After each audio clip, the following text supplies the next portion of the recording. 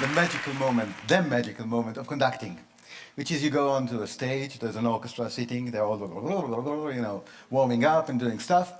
And I go on the podium, you know, this little office of a conductor, or rather a cubicle, you know, an open space cubicle with a lot of space. And in front of all that noise, you do a very small gesture, something like this, not very pomp, not very sophisticated, this. And suddenly, out of the chaos, order. Noise becomes music. And this is fantastic, and it's so tempting to think that it's all about me. All those great people here, virtuosi, they make noise, they need me to do that. Not really. If it were that, I would just, you know, save you the talk and teach you the gesture. So you could go out to the world and do this in whatever company or whatever you want, and you have perfect harmony. It doesn't work. Let's look at the first video. I hope you'll think it's a good example of harmony, and then speak a little bit about how it comes about.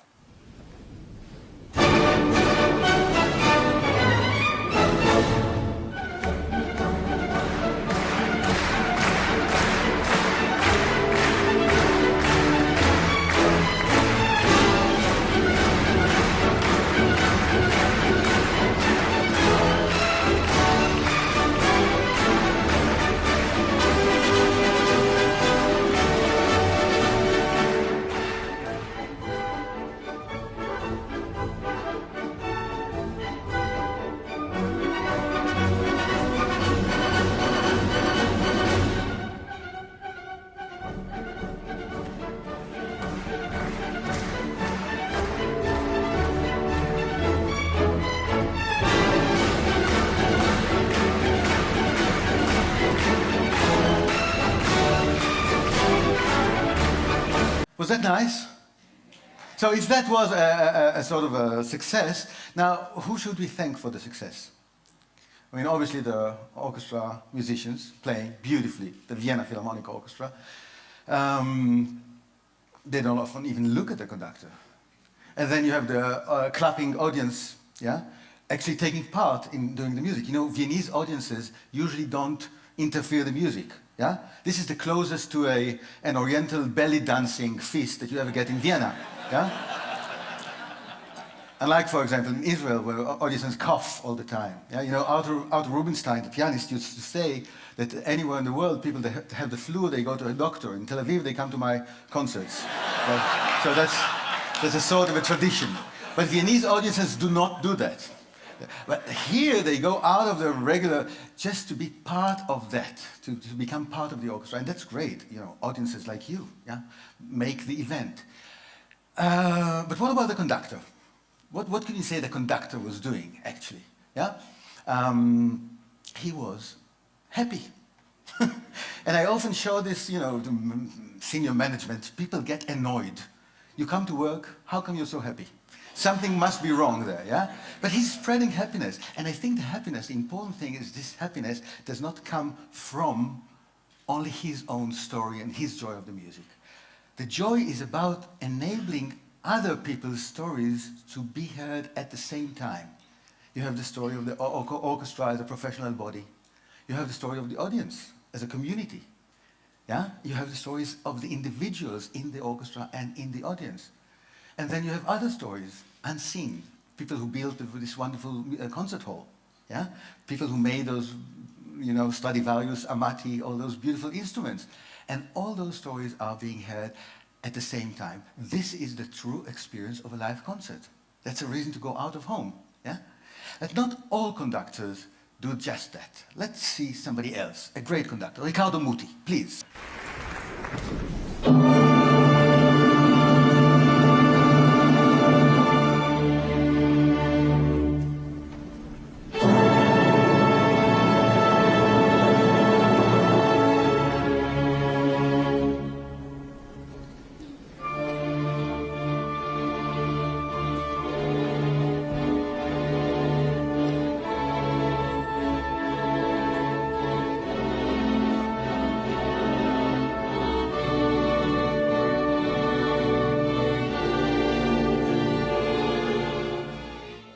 Very short, but you could see it's a completely different figure, right? He's awesome, he's so commanding, yeah? So clear. maybe a little bit over clear. Can we have a little demonstration? Would you be my orchestra for a second? Can you sing, please, the first note of Don Giovanni? You have to sing, oh, and I'll stop you. Okay? Ready? Well, come on, with me. If you do it without me, I feel even more redundant than I already feel. So, please, wait for the conductor.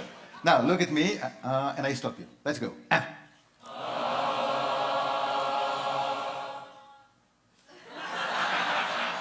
So we'll have a little chat later. But there's a vacancy for a...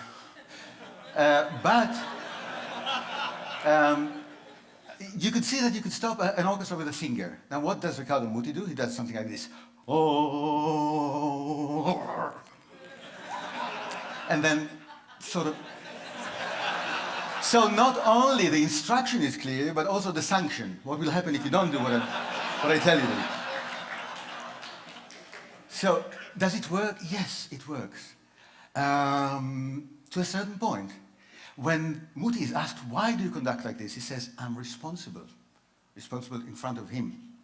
Now, he doesn't really mean him, he means Mozart, which is like the third seat from the center. So, he said, if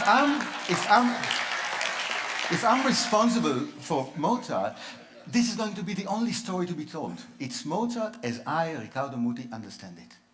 And you know what happened to Muti? 3 years ago, he got a letter signed by all 700 employees of La Scala, musical employees, I mean, the musicians, saying, you're a great conductor, we don't want to work with you, please resign. Why? Because you don't let us develop. You're using us as instruments, not as partners. And our joy of music, etc., etc. So he had to resign. Isn't it nice? No, he's a nice guy. He's a really nice guy. But, well, can you do it with less control or with a different kind of control? Let's look at the next conductor, Richard Strauss.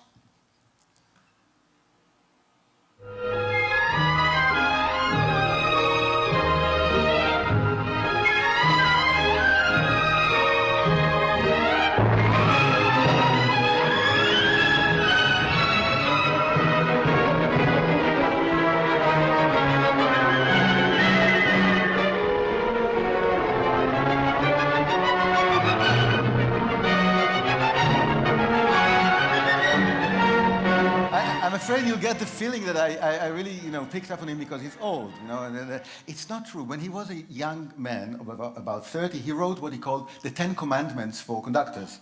First one was, if you sweat by the end of the concert, it means that you must have done something wrong.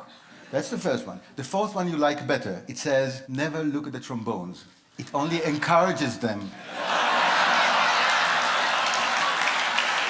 So, the whole idea is really to let it happen by itself. Do not interfere. But how does it happen? Did you see him turning pages in the score? Now, either he's senile and doesn't remember his own music because he wrote the music, or he's actually transferring a very strong message to them, saying, "Come on, guys, you have to play by the book." So it's not about my story. It's not about your stories. It's only the execution of the rhythm music, no interpretation. Interpretation is the real story of the performer. So no, doesn't want that. That's a different kind of control. Let's see another super conductor, a German superconductor, Herbert von Karajan, please.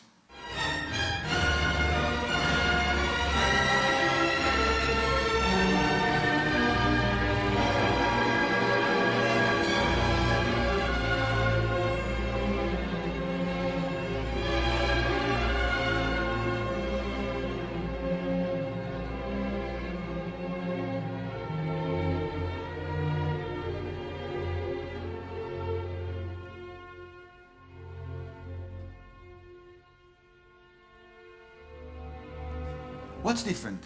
Did you see the eyes? Closed. Did you see the hands? Did you see this kind of movement? Let me conduct you twice. Once like a Muti, and you'll clap. Just once, and then like Karajan. Let's see what happens, okay? Like Muti. Be ready? Because Muti... Okay? Ready? Let's do it. And then. Good. Now like a Karajan. Since you're already trained, let me concentrate, close my eyes. Come. Why not together? because he didn't know when to play. Now, I can tell you, even the Berlin Philharmonic don't know when to play. Yeah? But I'll tell you how they do it. No cynicism. This is a German orchestra, yes? They look at Karajan, and then they look at each other. Like, do you understand what this guy wants? And after doing that, they really look at each other, and the first players of the orchestra lead the whole ensemble in playing together. And when Karajan is asked about it, he actually says, yes, the worst damage I can do to my orchestra is to give them a clear instruction, because that would prevent the ensemble, the listening to each other that's needed for an orchestra. Now that's great. What about the eyes? Why are the eyes closed? Yeah? There's a wonderful story about Karajan conducting in London, and he cues in a flute player like this. The guy has no idea what to do. So, Maestro, with all due respect, when should I start? What do you think Karajan's reply was? When should I start? Oh yeah. He says, you start when you can't stand it anymore. Meaning that you know you have no authority to change anything. It's my music. The real music is only in Karajan's head, and you have to guess my mind. So you are under tremendous pressure because I don't give you an instruction, and yet you have to guess my mind. So it's a different kind of a very spiritual, but yet very firm control. Can we do it in another way? Of course we can. Let's go back to the first conductor we've seen. Carlos Kleiber, his name. Next video, please.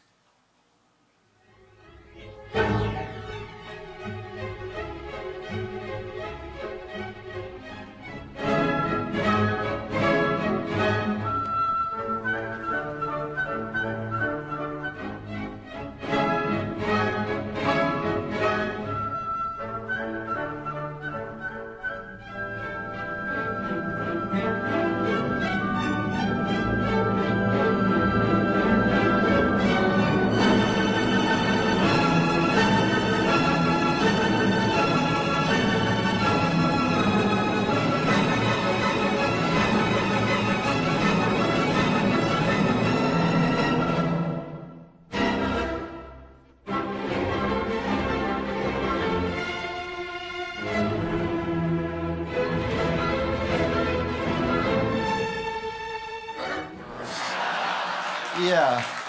Well, it is different, but isn't that control in the same way? No, it's not, because he is not telling them what to do. When he does this, it's not take your Stradivarius and, like Jimi Hendrix, smash it on the floor. Yeah, it's not that. He says, this is the gesture of the music. I'm opening a space for you to put in another layer of interpretation. That is another story. But how does it really work together if he doesn't give them instructions? It's like being on a roller coaster. Yeah? You're not being given any instructions. But the forces of the process itself keep you in place. That's what he does. But the interesting thing is, of course, that the roller coaster does not really exist. It's not a physical thing. It's in the players' heads. And that's what makes them into partners. You have the plan in your head. You know what to do, even though Kleiber is not conducting you, but rather here and there and that. You know what to do, and you become a partner, building the roller coaster, yeah, with sound, as you actually take the ride. This is very exciting for those players. They do need to go to a sanatorium for 2 weeks later. But it is very tiring, yeah. But it's the best music making like this. But of course, it's not only about motivation and giving them a lot of physical energy. You also have to be very professional. And look again at this Kleiber. Can we have the next video quickly to see what happens when there's a mistake? Again, you see the beautiful body language.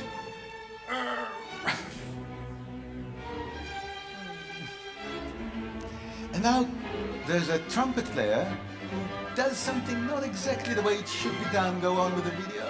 Look. See? Second time for the same player. And now the third time for the same player.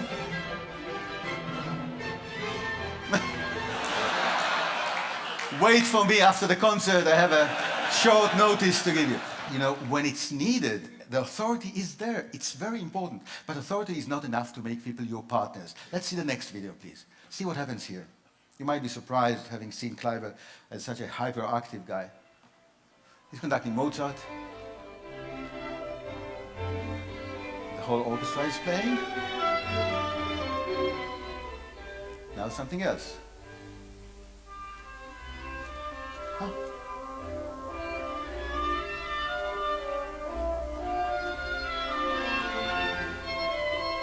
See?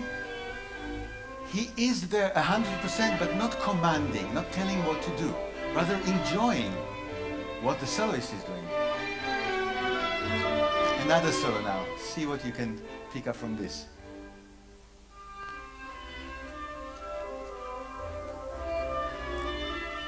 Look at the eyes. Okay. You see that? First of all, it's a kind of a compliment we all like to get. It's not a feedback. It's, yeah, it comes from here. So that's a good thing. And the second thing, it's about actually being in control, but in a very special way. When Kleiber does, did you see the eyes going from here? Come, you know what happens? Gravitation is no more. Kleiber not only creates a process, but it also creates the conditions in the world in which this process takes place.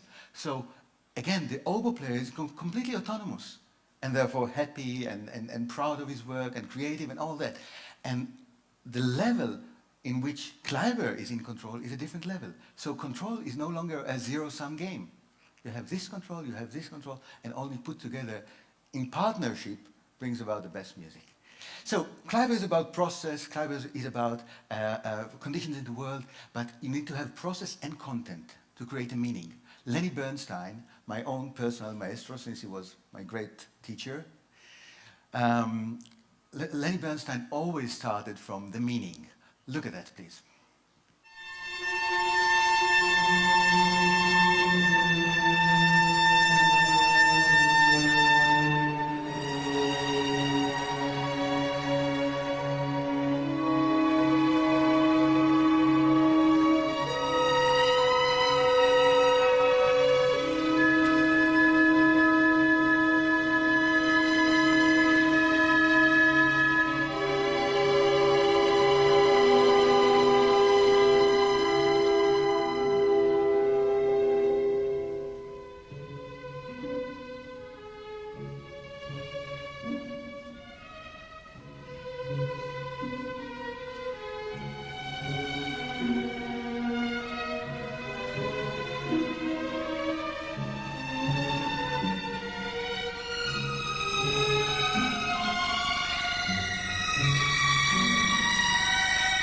Remember the face of Muti at the beginning? Muti had a wonderful expression, but only one. Did you see Lenny's face? You know why? Because the meaning of the music is pain. And you were playing a painful sound and you look at Lenny and he's suffering, but not in a way that you want to stop. He's suffering like, enjoying himself in a Jewish way, as they say. Yeah? Not only suffering, but you can see the music on his face. You can see the baton left his hand, no more baton. Now it's about you, the player, telling the story. Now it's a reverse thing. You're telling a story and you're telling a story, and even briefly, you become the storyteller to which the community, the whole community, listens to. And Bernstein enables that. Isn't that wonderful?